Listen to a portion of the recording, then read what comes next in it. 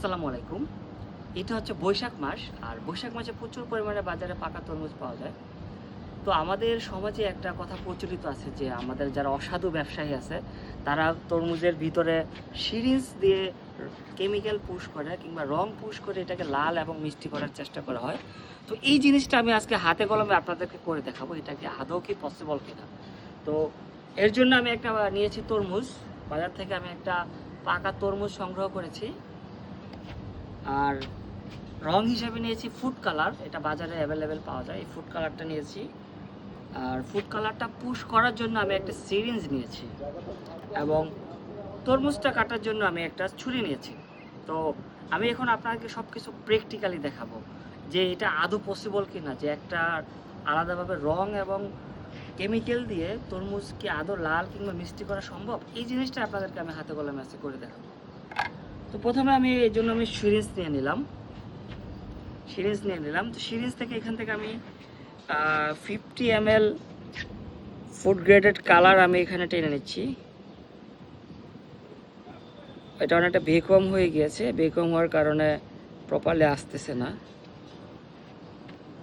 তারপর আমি নেওয়ার চেষ্টা করতেছি। এই দেখেন, এটা একটা সিরিঞ্জ। তো আমি এখানে প্রায় 50 ml এর মতো আমি পানি বা কেমিক্যালটা নিয়ে নিয়েছি, যে ফুড গ্রেডের যে কালারটা এটা নিয়ে নিয়েছি।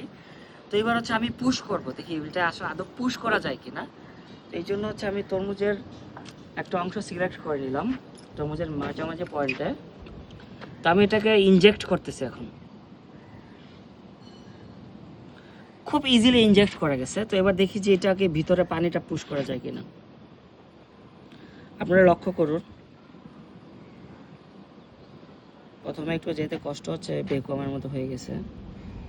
কিন্তু খুব আশ্চর্যের বিষয় এই যে আপনি দেখছেন পানিটা কিন্তু গ্রাজুয়ালি ভিতরে টেনে নিচ্ছে, চলে যাচ্ছে পানিটা ভিতরে চলে যাচ্ছে এবং খুব ইজিলি চলে যাচ্ছে। প্রথমে যদিও একটু বেকম ছিল, যেন যেতে চাচ্ছিল না, বাট আপনি দেখেন নির্বিঘ্নে পানিটা চলে গেল। এটা খুবই একটা আশ্চর্যের একটা বিষয়। তো এটা হচ্ছে আমি তারপরে হচ্ছে আমি আরও একবার নিচ্ছি।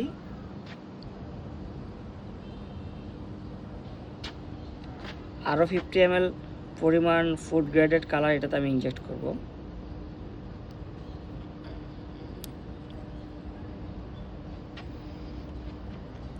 দেখেন এখানে আরও আমি 50 ml সিরিজের ভিতরে আমি ফুড গ্রেডেড যে কালারটা নিয়ে নিয়েছি।